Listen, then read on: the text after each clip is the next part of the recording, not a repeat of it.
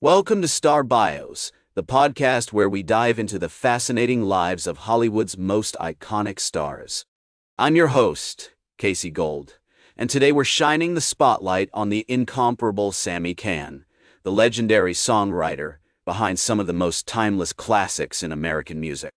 With a career spanning over 5 decades, Sammy Cahn's impressive repertoire includes Oscar-winning hits like Until the Real Thing Comes Along and By Mere Bistu Shine, as well as beloved standards like Please Be Kind and All My Life. But before he became one of the most beloved and respected songwriters of all time, Sammy Cahn was just a young boy growing up on the vibrant streets of New York City's Lower East Side. Born on June 18, 1913, at 1740 Madison Avenue, Manhattan, Sammy Cahn was the youngest of 5 children to Abraham and Elka Cahn, Jewish immigrants from Poland. The family lived in a small tenement apartment where music played a big role in their lives. Sammy's father, a restaurateur and avid music lover, would often sing and play the violin, while his mother would harmonize with him. This early exposure to music had a profound impact on young Sammy, who began singing and playing the piano at a very young age. As a child, Sammy attended PS 62 on the Lower East Side, where he excelled in English and music classes. His teacher, Mrs. Goldberg, encouraged his creative writing skills, and he began to write his own poetry and stories. Outside of school, Sammy would spend hours reading books from the nearby Seward Park Library, devouring works by authors like Mark Twain and Edgar Allan Poe.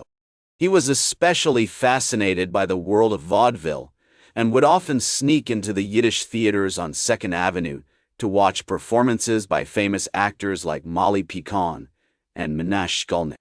The early 1920s were a time of great change and creativity in New York City, with the Harlem Renaissance in full swing and jazz music emerging as a major force. Sammy was drawn to this vibrant scene, attending concerts at the legendary Cotton Club and watching performances by Duke Ellington and his orchestra. He would also sneak into jazz clubs on 52nd Street, where he'd watch musicians like Benny Goodman and Artie Shaw perform. These early experiences would later shape his unique blend of Tin Pan Alley craftsmanship and jazzy sophistication. As Sammy entered his teenage years, he began to develop his skills as a songwriter, penning lyrics for local talent shows and amateur productions.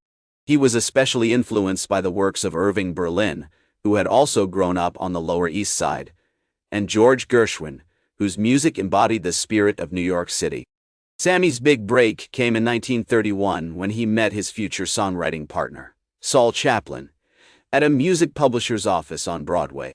The two young men quickly discovered a shared passion for music and began collaborating on songs, with Sammy providing the lyrics and Saul handling the melodies. By the time Sammy was 18, he had already begun to make a name for himself in the songwriting world, with his unique voice and style starting to gain attention from publishers and performers. His family, though struggling financially, encouraged his pursuits, recognizing the talent and dedication that would eventually take him to the top of his field. As we left off, Sammy had just met his future songwriting partner, Saul Chaplin, at a music publisher's office on Broadway. The two young men quickly discovered a shared passion for music and began collaborating on songs, with Sammy providing the lyrics and Saul handling the melodies. Their partnership would go on to produce some of the most iconic songs of the 20th century.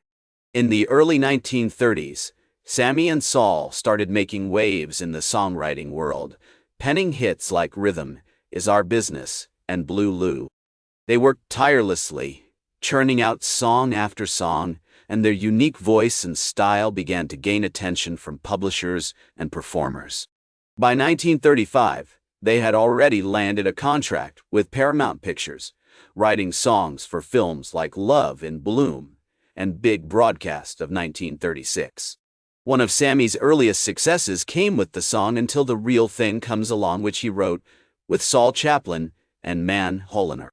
The song became a huge hit, recorded by Billie Holiday, Ella Fitzgerald, and many others.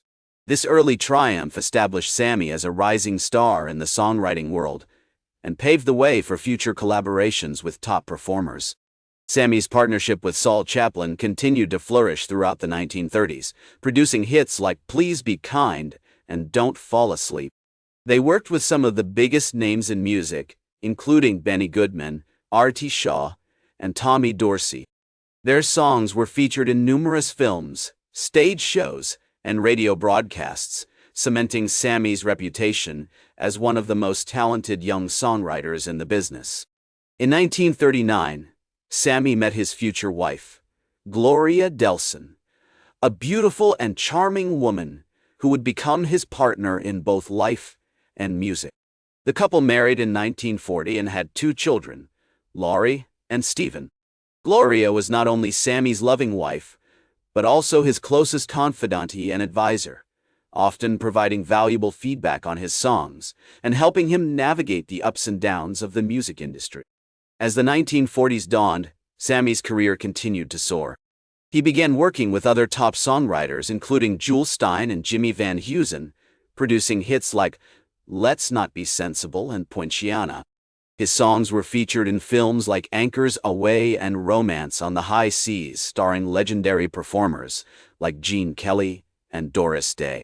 One of Sammy's most iconic collaborations came with the song Be Mir, Bist du Shine, which he wrote with Saul Chaplin and Jacob Jacobs. The song, originally written in Yiddish as Be Mir, Bist du Shine, became a massive hit for the Andrews Sisters, topping the charts in 1938 and launching Sammy's career into stratospheric heights. As we explore the highlights of Sammy Cahn's remarkable career, it becomes clear that his success was not just due to his incredible talent, but also his tireless work ethic and dedication to his craft. He was a true master of his art, able to craft songs that were both timeless and timely, appealing to audiences across generations. This period, spanning from the 1940s to the 1990s, was not only a testament to Sammy's enduring talent, but also a reflection of his ability to adapt and thrive in an ever-changing entertainment landscape. In the 1940s, Sammy's career continued to soar as he began working with legendary performers like Frank Sinatra, with whom he would form a lifelong friendship and professional partnership. One of their most iconic collaborations was the song All or Nothing at All, which became a massive hit for Sinatra in 1943. This success was soon followed by other hits like I'll Walk Alone and Guess I'll Hang My Tears Out to Dry, cementing Sammy's reputation as one of the leading songwriters in Hollywood. The 1950s saw Sammy achieve even greater heights, with Oscar wins for songs like 3 Coins in the Fountain from the film of the same name, and All the Way from The Joker is Wild. These songs not only showcased Sammy's incredible talent, but also his ability to craft music that resonated deeply with audiences. His partnership with Jimmy Van Heusen produced some of the most iconic songs of the era, including High Hopes, which became an anthem for the John F. Kennedy presidential campaign in 1960. Throughout the 1960s and 1970s, Sammy continued to work tirelessly, producing hits like The September of My Years and My Kind of Town. His collaborations with Frank Sinatra remained some of his most memorable works, including the iconic song My Way, which has become synonymous with Sinatra's legacy. This period also saw Sammy expanding his repertoire, working on musicals and stage shows, further solidifying his position as a master songwriter. In addition to his professional successes, Sammy's personal life was filled with love and family. His marriage to Gloria Delson lasted for over 40 years, until her passing in 1997. Together they had 2 children, Laurie and Stephen, who would often accompany their parents to industry events and gatherings, witnessing, firsthand, the magic of Hollywood's golden age. As Sammy Cahn looked back on his incredible career, he was filled with a sense of pride and accomplishment. With 4 Academy Awards for Best Original Song, numerous Grammy nominations, and a legacy that continues to inspire new generations of songwriters, Sammy's impact on the music industry is immeasurable. His songs have been covered by countless artists, from Ella Fitzgerald to Michael Bublé, ensuring his music remains timeless. In conclusion, Sammy Cahn's story is one of talent, perseverance, and dedication to his craft.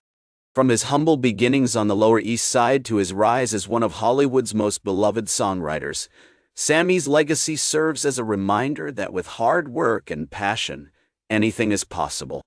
As we close this chapter on Sammy Cahn's life, we remember him not just for his incredible body of work, but also for the joy, love, and timeless music he brought into our lives. Join us next time as we explore the fascinating story of another Hollywood icon and discover the magic that makes their legacy endure. That's all for today's Star Bios. Remember to like, share, and subscribe. And until next time, I'm Casey Gold reminding you to keep shooting for the stars.